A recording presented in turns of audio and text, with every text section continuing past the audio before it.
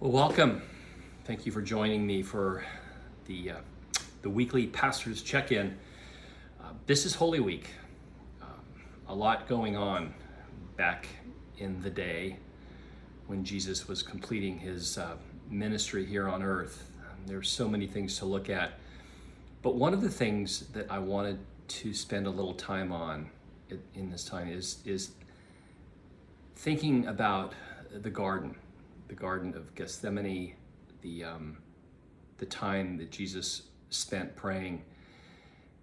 And there's something that happened there in the garden that I find incredible. One of the things that happened was as Jesus was praying, Scripture tells us that God sent an angel to strengthen him. And I started thinking about that moment in time as Jesus was in the garden in terrible agony, emotional pain and angst. The Bible tells us that he was sweating drops of blood. It was at his darkest moment that he experienced an amazing sense of God's presence through an angel that brought him comfort. And I was looking at other times in the Old Testament. We see the prophet Daniel, who was in the lion's den, and we see that God sent an angel to shut the mouths of the lion. So in perhaps what was one of Daniel's darkest days when he was facing death, he experiences this amazing time with God. As in an angel protecting him.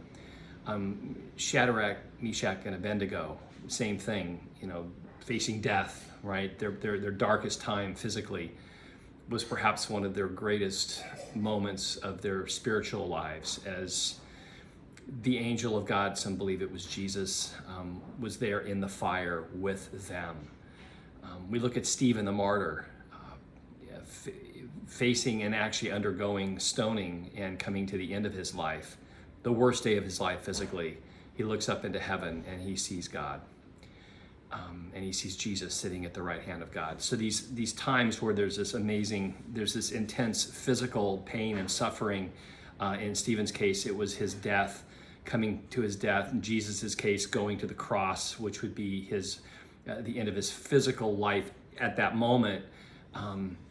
And God is there. I was talking to a really dear friend of mine today, and she was reflecting back on when her husband passed away, and she was understandably in incredible pain and anguish, and she was just rolled up in the fetal position on the couch, just really, really hurting. And there was a phone call that she received from a pastor's wife, a pastor in Hawaii, and his wife called and said that there were many, many people praying for her. And she said in that moment, she felt a closeness to God that was almost unsurpassed, an intimacy with Jesus in the darkest moment of her life. And I guess that brings me tremendous hope. It tells me that God is for me, that God is there for me in the darkest times. And it's just amazing how we can experience such an intimacy with God, with Jesus, in some of the darkest moments that we go through.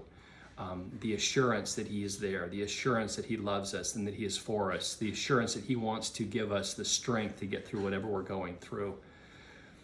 So what do we do with that? Maybe you're going through a dark time right now. You're really suffering. Keep your eyes and your ears open, because I really believe that God will minister to you. He will meet you where you are, and he will equip you. Jesus, it's in John, and I'm not exactly sure where it is, but it's one of the prayers that he prays, perhaps the greatest of the prayers that we see in John. But he talks about, he's praying to God the Father, his Father.